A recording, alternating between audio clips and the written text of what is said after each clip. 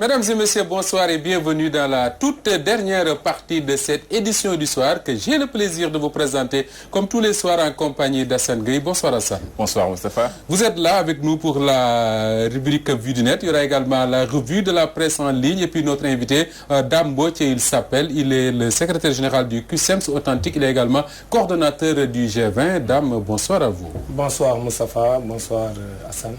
Avec vous, nous parlerons de l'actualité sociale dominée par cette affaire SDE avec le président de la République qui a décidé de réquisitionner les travailleurs de la Sénégalaise des eaux. On en parlera. On parlera également des centrales syndicales qui semblent briller par leur absence. Mais intéressons-nous d'abord à la réaction des acteurs politiques. Le constat, c'est que depuis l'annonce de la hausse des prix de l'électricité, on n'entend pas trop les partis politiques, surtout ceux de l'opposition, prendre en charge ce combat. Résultat, c'est Guy Marius Sagna, Babacar Diop et quelques autres jeunes qui ont payé de leur liberté pour défendre les poches des Sénégalais. C'est un dossier signé Safiatou Cissé. Augmentation du prix du carburant, du ciment et tout récemment de l'électricité, les populations dénoncent.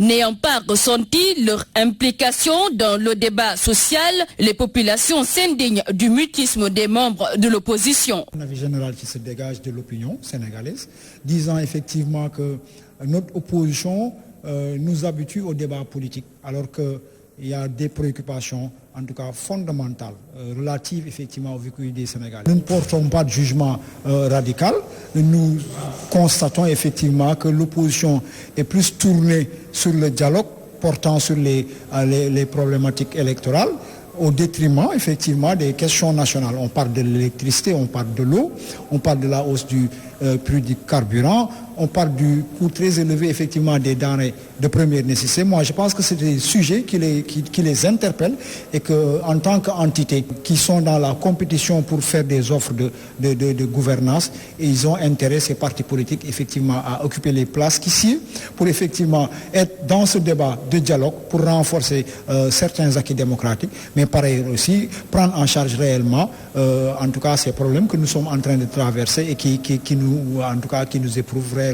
Interpellé sur la question, Mamadou Diop de Croix, leader d'AJ/PADS, soutient que l'opposition n'est pas restée les bras croisés et elle était la première à avertir sur une éventuelle hausse des prix tout juste après la présidentielle. Il y a quelque temps, on a organisé une marche aux Parcelles Assainies. C'était quoi, l'eau ou l'électricité? J'étais à la marche, beaucoup d'autres leaders étaient à la marche. Nous avons régulièrement montré avant la présidentielle aux populations que le pouvoir va augmenter l'électricité et beaucoup d'autres choses, que la vie va être beaucoup plus difficile au lendemain de la présidentielle. Le député précise d'ailleurs que le combat ne doit pas être seulement celui de l'opposition, mais plutôt de toute la nation. C'est vrai. Un Mamadou Diop de Croix, oui, bon, on l'a arrêté 1001 fois, on l'a emprisonné 1001 fois, etc. Mais ça, c'est pas parce que je l'ai voulu. C'est parce que, avec des populations, on s'est battu par rapport à des revendications qu'on avait. Mais je ne suis pas un justicier. C'est-à-dire, je ne suis pas quelqu'un qui dit aux gens, restez dans vos chambres, dans vos salons, bien au chaud, et nous, on va régler vos problèmes. Augmentation des prix. Si l'opposition parle de mauvaise gestion du régime en place, les populations de leur côté invitent l'État du Sénégal à revoir sa politique sociale. Safiatou Cissé, Dame Mbodj, l'image marquante quand même de cette marche-là, c'est, il est vrai, des jeunes qui ont réussi à semer la police, je ne sais pas comment est-ce qu'on peut l'appeler, jusqu'à s'agripper aux grilles du palais de la République. Mais c'est surtout un groupe de jeunes peu nombreux qui ont quand même réussi à faire entendre leur voix. Est-ce que cela veut dire aujourd'hui que les organisations qu'on avait l'habitude de voir, surtout la classe politique, pour prendre en charge ce genre de combat-là, ont brillé par leur absence? Oui, effectivement, Moustapha, ils ont brillé par leur absence. Ils ont tout simplement échoué. Ça dénonce l'échec de toute la classe politique et même syndicale. Moi, je considère que tous les leaders syndicaux, comme je le disais tantôt en Wolof, devraient se regarder dans le miroir et se dire pourquoi on laisse des activistes vraiment aller secouer la République de cette façon avec un petit nombre, parce que c'est pas le nombre qui est important, c'est-à-dire c'est la détermination qui importe. C'est à travers ça que ce que Guy Marius Sagna a fait. Il faut comprendre qu'aujourd'hui, si les Sénégalais que nous sommes déterminés, on peut faire face à n'importe quel régime. Mais si les Sénégalais restent dans leur salon, s'indignent de la situation, mais disent qu'effectivement Dieu est grand, on souhaite avoir les moyens de payer les factures, c'est parce qu'ils n'ont rien compris. Aujourd'hui, il revient au peuple sénégalais de comprendre les enjeux.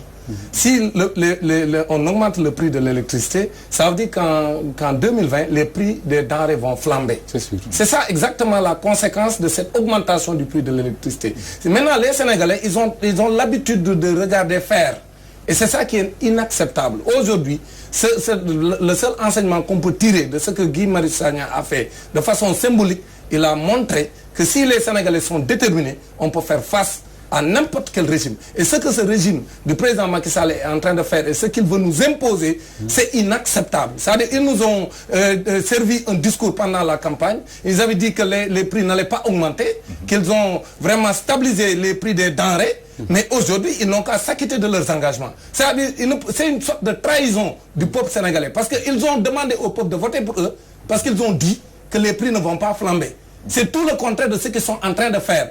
Donc nous considérons qu'il revient au peuple, à toute la classe politique, à tous les syndicalistes que nous sommes, le peuple sénégalais de manière générale, de faire face. Parce que ce n'est pas acceptable. En regardant Guy Marius Sagna, Babacar Diop et tous les jeunes qui ont été arrêtés, envoyés en prison, seuls dans leur combat, est-ce qu'on ne peut pas dire que c'est parce que le président de la République a quand même réussi à installer la peur chez ses adversaires? Effectivement, moi c'est exactement ce que je dis. C'est comme si on avait peur quand même du régime en place. Parce que, rappelez-vous bien, en 2010-2011, avec les émeutes de l'électricité, mais on n'avait pas augmenté les prix.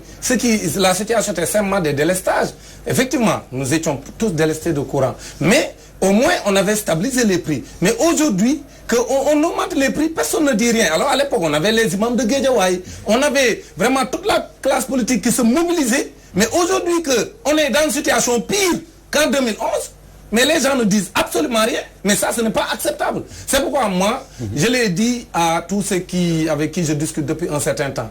La marche du 13 doit mobiliser tout le peuple sénégalais. Parce qu'on marche pour exiger que le président de la République s'acquitte de ses engagements. Il avait dit qu'il n'allait pas augmenter les prix. Il vient de le faire avec l'électricité. Parce que quand les coûts de l'énergie augmentent, mais les autres prix vont flamber. Donc c'est ça vraiment la position que les Justement, est-ce qu'il n'y a pas tromperie dans la marchandise, si je puis m'exprimer ici, quand on sait qu'il y a juste quelques mois, Macky Sall a été réélu sur la base, disait-il, d'un bon bilan et que c'était le moment de cueillir peut-être les fruits de ce qu'on a semé pendant ces 7 dernières années et que tout de suite après, on va vers une augmentation des prix du carburant ainsi de l'électricité. Est-ce que les Sénégalais n'ont pas été trompés dans ce qu'on leur a vendu? C'est effectivement ce que je dis. C'est-à-dire qu'on avait mieux que cela.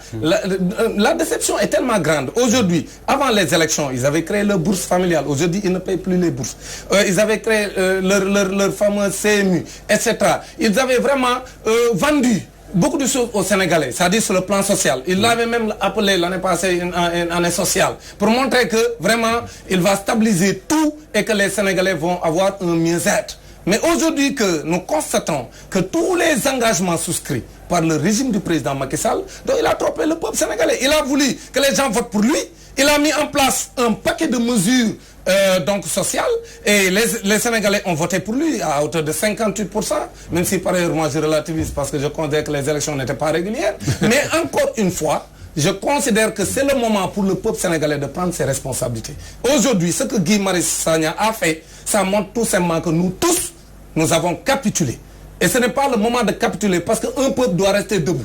Et notre conviction est que nous devons rester tous debout et montrer à ce régime que le pays ne lui appartient pas. Ils ont le devoir de protéger les Sénégalais. Parce que protéger les Sénégalais, c'est leur donner vraiment cette denrée, cette ressource importante qu'est l'électricité pour pouvoir vivre correctement et décemment. C'est ça que nous attendons du président de la République et de son gouvernement. Puisqu'il ne peut pas le faire, moi je considère que le peuple doit prendre ses responsabilités. Une autre ressource qui est importante, c'est de l'eau. Parlons-en avec la SDE. En tout cas, les travailleurs de la SDE qui étaient en grève, le chef de l'État signe un décret pour réquisitionner l'ensemble des travailleurs de la Sénégalaise des eaux, vous levez pour décrier ce décret. Qu'est-ce qui vous dérange? D'abord, moi, je pense que le premier acte de souveraineté pour un État, c'est la maîtrise de l'eau. C'est-à-dire que si vous donnez votre eau à une puissance étrangère, c'est vous lui déléguer une grande partie de votre souveraineté. D'abord, c'est ça. Vous êtes pour la nationalisation? Oui, moi je suis pour la nationalisation. Je ne suis pas d'accord pour que aucun pays ne l'a fait presque. C'est le Sénégal est en train de battre tous les records vraiment inacceptables. C'est-à-dire que nous, comment peut-on privatiser notre secteur aussi stratégique que l'eau et le donner à une puissance étrangère qu'on ne maîtrise pas? Donc nous, on considère d'abord que ça, c'est le premier problème du Sénégal. La deuxième chose, les travailleurs de la SDE, au moins, ont le droit de réclamer des parts au niveau du capital. Et ils avaient 5%, c'était faible. Ils l'ont toujours décrié depuis plusieurs années. Maintenant, aujourd'hui, qu'ils sont en train vraiment de brader donc cette ressource importante pour notre pays, mais ils demandent à ce qu'on leur donne une part quand même assez raisonnable. Ce qui ne leur donne pas le droit de nous priver d'eau. Effectivement, non, mais moi je considère que les Sénégalais aussi doivent arrêter de s'apitoyer devant leur sort. C'est-à-dire que à chaque fois que les enseignants sont en grève, ils disent nos enfants, l'avenir de nos enfants. Quand les travailleurs des collectivités locales sont en grève, ils disent non, nous avons besoin de nos actes administratifs et autres. Nous considérons que les travailleurs de la SDE ont le droit de couper l'eau. Parce que c'est ça que... Oui, ils ont le droit de couper l'eau pour réclamer des droits. C'est ça la vérité. Aujourd'hui, ils n'ont que ça pour se battre parce qu'ils sont face à un État qui est en train de les embastiller et donc de remettre en cause. Oui, le président a l'obligation de tout faire pour qu'on ait de l'eau. Mais effectivement, le président a l'obligation de le faire, mais pas de cette façon. D'abord, c'est pas de cette façon donc policière qu'on peut régler les problèmes parce qu'on ne peut pas mettre au pas son peuple. La deuxième chose, même en le faisant, on lui a fait signer un décret inédit. Un décret inacceptable. Parce qu'on lui a fait signer un décret qui réquisitionne, tenez-vous bien, tout le personnel de la SDE, donc jusqu'au 31 décembre. Mais c'est inacceptable.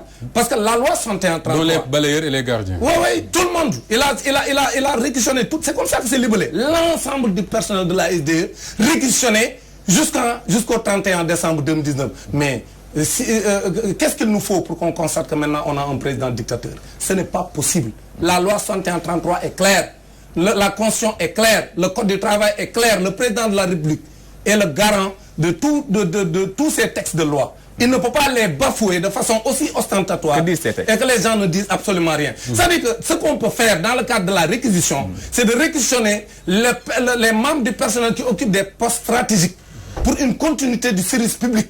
C'est ça qui est possible pour un président de la République. Mais on ne peut pas réquisitionner tout le personnel d'un secteur. Si on lui permet cela, on crée une jurisprudence. Et cette jurisprudence-là, nous ne l'accepterons pas. Parce que dans un secteur donné, mais si on permet au président de la République de réquisitionner tout le personnel, mais demain il va dire, quand nous le G20, nous allons commencer à dérouler notre plan d'action, ou le SIDJUS, ou la santé, ou les collectivités locales, il va dire maintenant tous ceux qui sont en activité et qui sont en train donc de déposer des préavis de grève, je les réquisitionne jusqu'à la fin de l'année. Donc ça, ce n'est pas acceptable et nous allons défier. C'est pourquoi je vais dire un mot sur ça. Je demande aux camarades de la SDE de ne pas céder devant cette forfaiture, de considérer que ce décret est nul et non avenu. Et qu'il continue la lutte pour montrer au chef de l'État que les travailleurs ont le droit de réclamer des parts dans le capital de l'entreprise, parce que ce qu'ils sont en train de faire, c'est de semer la zizanie en impliquant les travailleurs de la SONES et de l'ONAS pour leur dire vous aussi réclamez des parts, alors que depuis 2011 on leur avait donné des parts qu'ils ne pouvaient pas acheter. Maintenant que tous ces parts ont été achetés par la SDE, aujourd'hui que la SDE demande l'augmentation à 15%, mais les autres travailleurs, je leur lance un appel pour leur dire qu'ils n'acceptent pas que l'État les utilise pour embastiller des camarades. Depuis que le président de la République a signé le décret de réquisition pour réquisitionner les travailleurs de la SDE, on entend les syndicalistes du secteur de l'enseignement se plaindre. Il y a vous, avec le G20, il y a Abdou Fati, Baïsar. Donc, qu'est-ce qui se cache derrière ces faits que vous indignez comme ça? Mais ça parce que vous avez vécu la même situation avec le même ministre. Effectivement. L'ancien ministre de l'Éducation nationale avait usé des mêmes pratiques.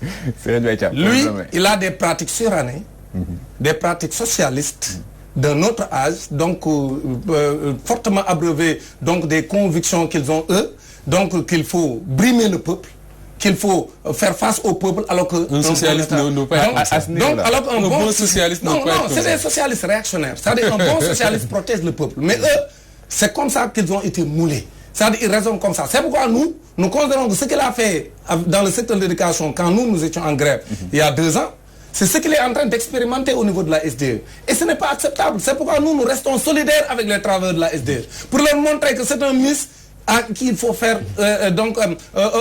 il faut faire face et lui montrer que nous n'accepterons pas que les travailleurs soient embastillés dans ce pays. Nous ne sommes pas dans une dictature.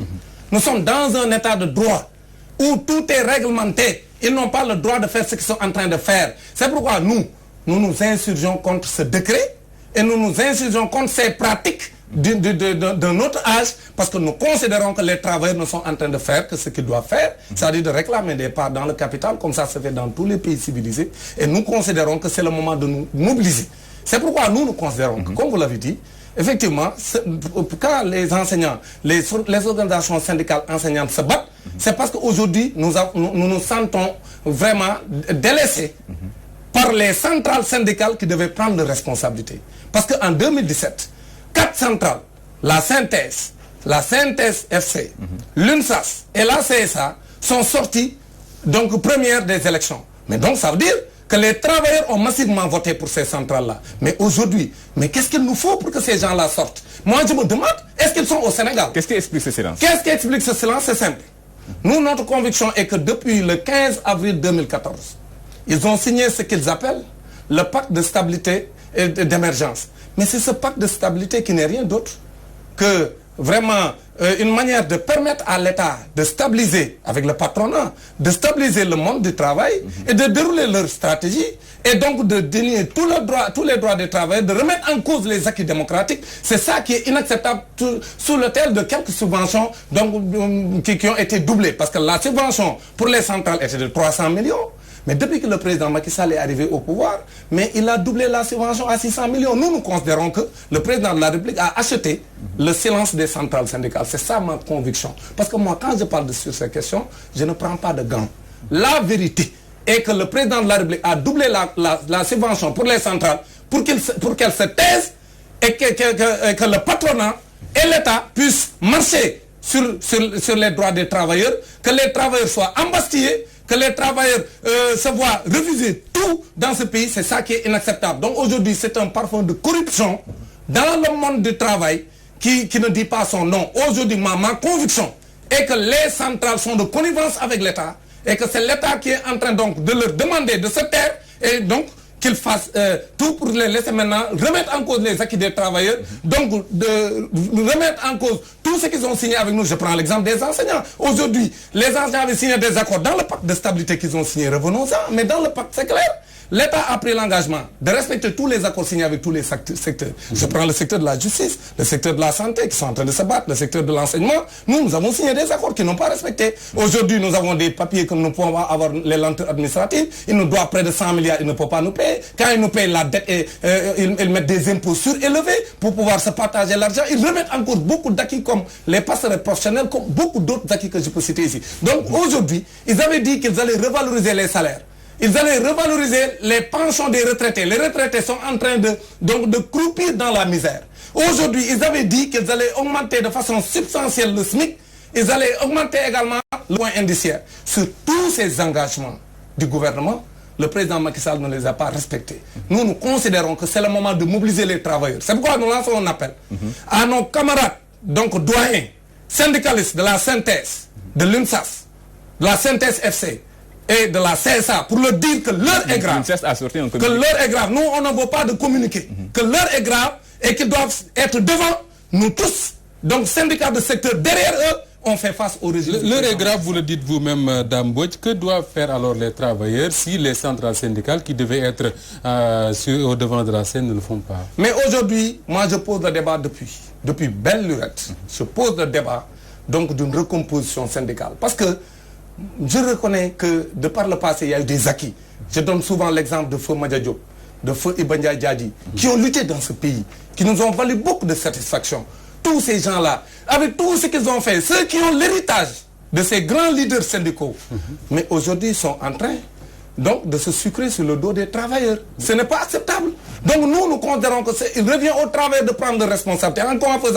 En mettant le doigt sur les problèmes et en quittant ces centrales syndicales-là et en faisant une recomposition syndicale qui nous permette de faire face à nos régimes. Parce que nous avons des régimes prédateurs. C'est des régimes qui n'acceptent pas que les travailleurs aient des conditions de travail décentes. C'est pourquoi nous, ma ferme conviction est que le déclic, ce sera avec cette augmentation du prix de l'électricité. Nous demandons à tous les travailleurs de sortir. Parce que vous pensez que les travailleurs vont réagir?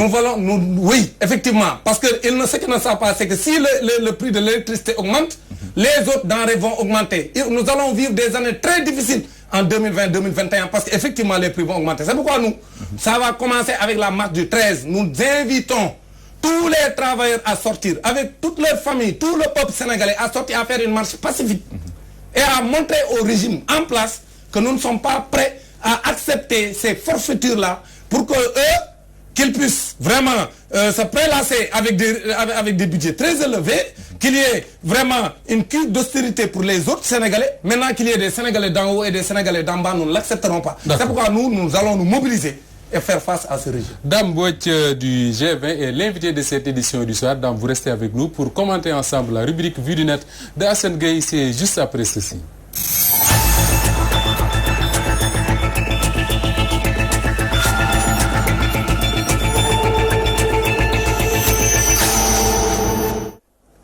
Dans la rubrique Vue de Hassan, on parle politique avec l'Alliance pour la République, le parti du président Macky Sall qui fait encore des siennes. Ou bien ce sont ses responsables qui se montrent quelque part un peu là.